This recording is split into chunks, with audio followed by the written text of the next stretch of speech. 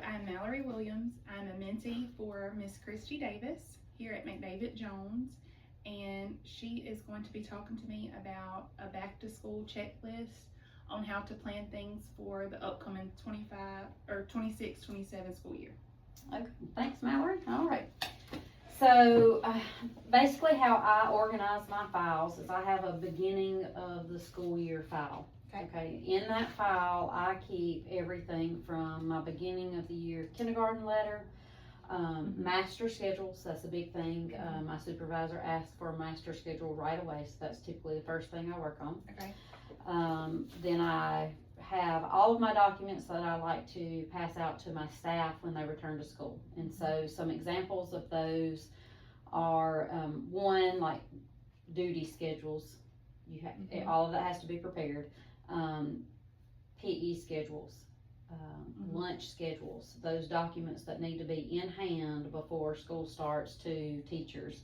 And so I always do like a bell schedule as well, and I do that because our paraprofessionals, they clock in and have different times than the teaching staff. And so I always pass that out because we do a full faculty meeting from the beginning. And so to start for 26-27, what I do is I go back to my 25-26 and I pull up those documents and see what changes I need to make. And so I know that I've made changes in the numbers of teachers per grade level, so that's going to adapt a lot of my schedules. And so I'm just going to show you a couple, and then if you have questions about them, you can just ask as I open some. So one thing, let's don't start with the duty schedule. That's pretty difficult. So, all right, I'll go with this. Okay. I have my custodial staff, and I give them assignments. Typically those assignments change.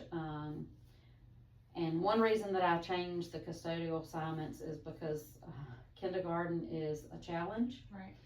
I have 7 kindergarten classes. Each classroom has a restroom, plus you have the hall restrooms, and I have pre-K that all have classroom restrooms, so I kind of like to rotate that out.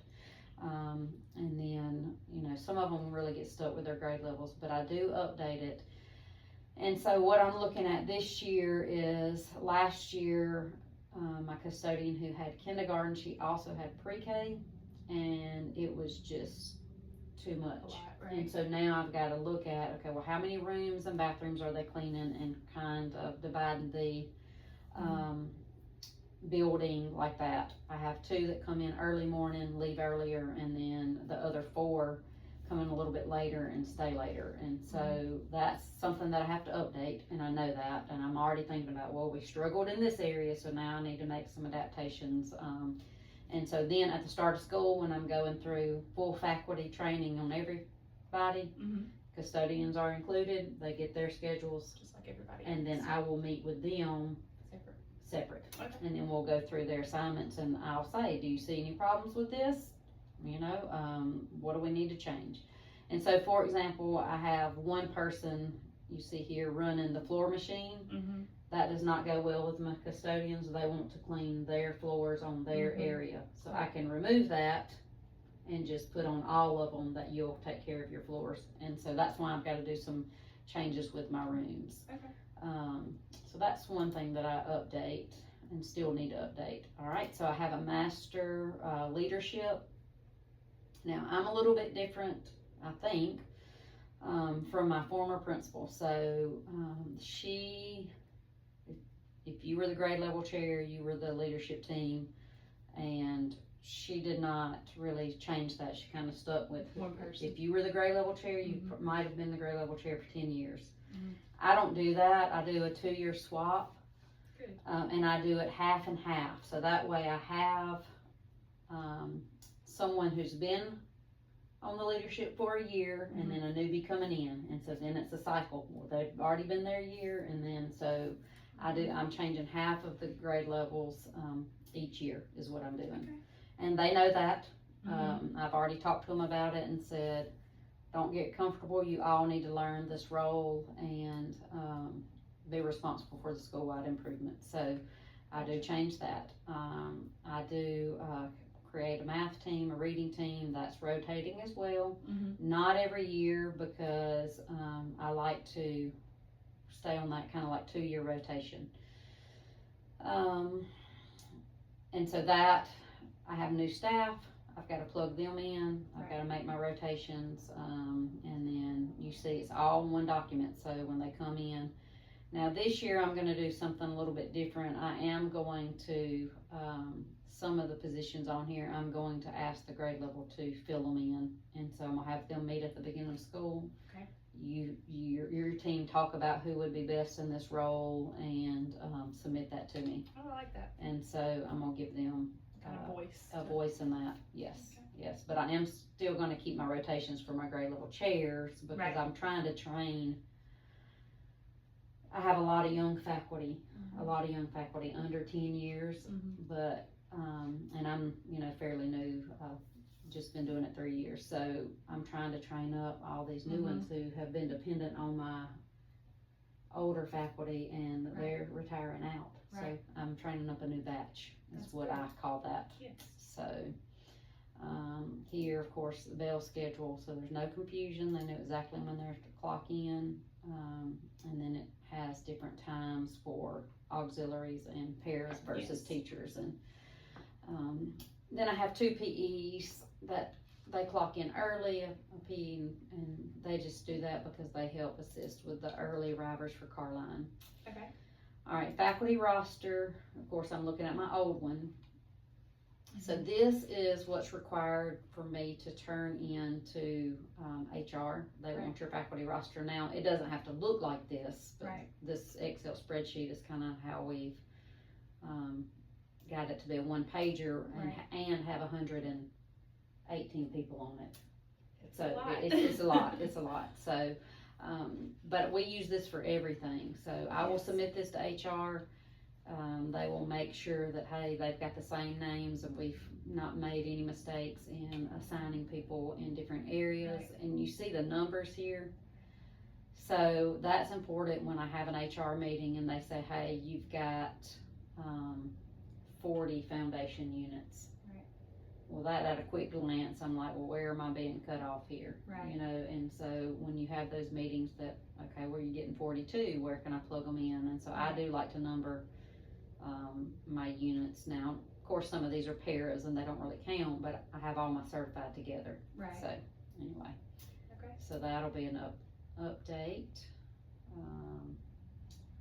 Let's see, duty assignments, this is just cafeteria, which again, we're feeding 400 kids easy, if not 500 kids in the morning, so, I tell you exactly where I want you, for your duty schedule, and then I assign it, so then, but I don't keep the same people in the same place. So for example, now I know last year who, Did that.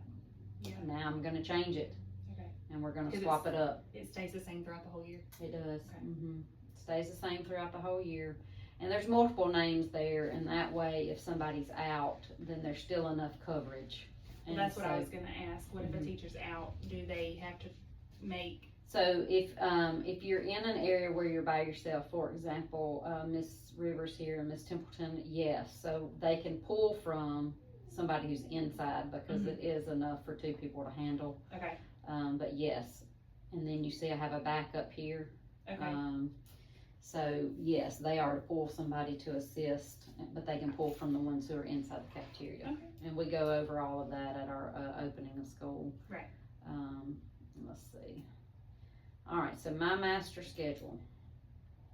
Really and truly, this is probably one of the most challenging things to do, is your master schedule.